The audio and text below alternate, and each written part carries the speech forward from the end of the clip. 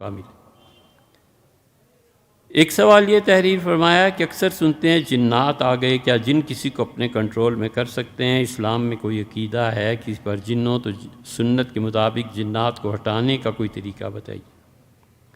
بھیا جنات کو ماننا یہ ہم اہل سنہ کے شعائر میں سے، ہمارے عقیدے کا ایک حصہ ہے کہ ہم جنات کو مانتے ہیں، وہ اللہ کی ایک مخلوق ہے اور لوگوں کو نقصان تکلیف پہنچاتی ہے اور ان کو فائدے بھی پہنچاتی ہے۔ ابن عربی رحمۃ اللہ علیہ نے فتوحات مکیہ میں لکھا ہے، ان کی ہو گئی تھی جنات سے ملاقات، اور ابن عربی رحمۃ اللہ نے بڑی مذمت کیا، کہتے ہیں ذرہ برابر کی کوئی تعلیم نہیں، پڑھتے نہیں۔ ہمیں بڑی جستجو تھی، کئی عاملوں سے پوچھا، ہم نے کہا یار کسی پہ آئے نا جن تو پتہ کر کے دو ان کی لائبریریز کیسی ہوتی ہیں، تو کسی نے کچھ جواب ہی نہیں دیا۔ تو پڑھتے پڑھتے ابن عربی رحمۃ اللہ کا ان علم سے کوئی غرض ہی نہیں، سب سے زیادہ جاہل ہوتے ہیں اور دعویٰ کرتے ہیں کہ ان کے پاس غیب کی بہت سی طاقتیں قوتیں ہیں۔ اتنا حصہ جو آپ نے تحریر فرمایا نا جنات کو ماننے کا، وہ اہل سنہ کے شعائر میں سے ہے۔ مولانا عبدالحی صاحب فرنگی محلی رحمۃ اللہ علیہ نے اس کو لکھا ہے، وہ کنٹرول میں کر سکتے ہیں تو آپ مشاہدہ کر لیں، اس میں کیا ضرورت ہے اتنے دلائل کی۔ لوگ کہتے ہیں نا اس کو جن پڑ گیا، یہ ہو گیا، بہت سے کیسز ہوتے ہیں صرف ہسٹیریا کے، بہت سے جھوٹ موٹ کوئی چیز طاری کر لیتے ہیں۔ یہ ڈاکٹرز جو ہیں نا، ہم ایک اسپتال میں تھے، کام کرتے تھے، تو وہ ہمارے ڈاکٹر صاحب تھے، وہ کسی کو کچھ نہیں کہتے تھے، جہاں جنات یہ وہ لے آئے اٹھا کے، وہ ایک ایسا انجیکشن دیتے تھے کہ بار بار واش روم میں جانا پڑتا تھا، پتہ نہیں کیا ہوتا تھا، تو وہ بار بار جاتی تھیں، تنگ آ جاتی تھیں، تنہائی میں ہاتھ جوڑے، خدا کا واسطہ ہے ڈاکٹر صاحب یہ نہ کریں، ان کا یہ چھوڑ دو نا پھر تم جو جنات کے یہ تم نے چلائے۔ لیکن حقیقت ہے اس میں، جنات آتے بھی ہیں، ایسے ہو بھی جاتا ہے۔ اصول کی بات آپ سے عرض کریں، اس دنیا کے علاوہ بھی بڑی دنیایں ہیں، اللہ سے دعا کرو کہ اللہ عالم امر کو کھولے۔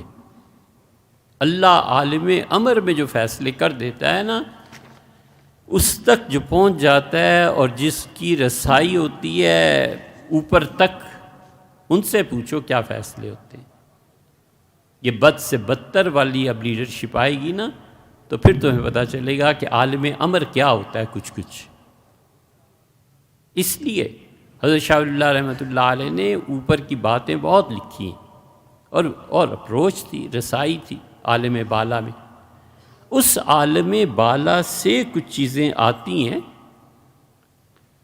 اور قصہ یہ ہے کہ صحیح حدیث میں آیا، حضور صلی اللہ علیہ وسلم جہاد کے لیے تشریف لے جا رہے تھے، مدینہ منورہ میں پہنچے تو ایک لڑکے نے پوچھا کہ کتنے دن؟ آپ نے فرمایا اتنے دن رہیں گے، یہاں سٹے کریں۔ اس کا اللہ کے رسول میری ابھی بھی شادی ہوئی ہے، اجازت دیں تو میں گھر چلا جاؤں۔ فجر کے بعد اس سے پوچھا، آپ نے فرمایا چلے جاؤ۔ اس نے کہا میں رات رہ کے گلے تھے۔ وہ اپنی گلی میں جب داخل ہوا، امام نسائی رحمۃ اللہ علیہ عمل الیوم واللیلہ میں یہ روایت لائے ہیں، تو اس نے دیکھا اس کی بیوی ننگے سر دروازے پہ کھڑی۔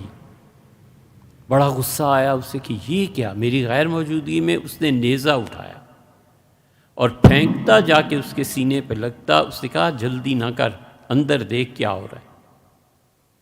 وہ اتر کے اندر گیا گھوڑے سے، تو اس نے دیکھا ایک سانپ پوری قوت کے ساتھ اپنا سر اٹھا کے لہرا رہا ہے، تو اس نے وہی نیزہ اس کے حلق میں مار دی۔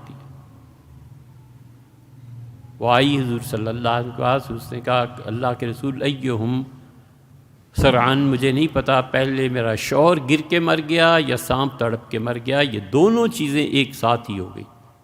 تو حضور صلی اللہ علیہ وسلم فرمایا یہ جنات مدینہ منورہ میں رہتے ہیں اور سانپوں کی صورت میں آ جاتے ہیں، اور دیکھو تم انہیں کہہ دیا کرو کہ نہ آیا کریں، اور اگر تمہارے منع کرنے کے باوجود وہ آئیں گے اور تم مار دو گے تو پھر تمہیں کوئی نقصان نہیں پہنچے۔ یہ بھی حدیث میں اور بہت سی چیزیں آئی ہیں، تو اس لیے جنات کو ہم مانتے ہیں۔ اب ہر ایک کیس کو قرار دینا کہ اس پہ جن آ گئے، ظاہر ہے کہ یہ ٹھیک نہیں ہے، جھوٹ ہے، جھوٹی شخصیات ہیں، جھوٹی کیفیات طاری کرنی ہے۔ یہ جنات کو قابو کرنے کا طریقہ پتہ نہیں بھیا، ہوتا ہوگا۔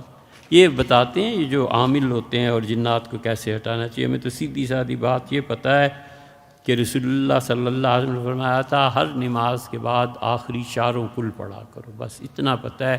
حضرت نے فرمایا ہر نماز کے بعد نفل وغیرہ وغیرہ پڑھ کے بیٹھ کے آیت الکرسی اور چاروں کل پڑھ لینے چاہیے، اللہ سے پناہ مانگنی چاہیے۔ جسے اللہ پناہ نہ دے پھر بہتر یہی ہے کہ مر جائے۔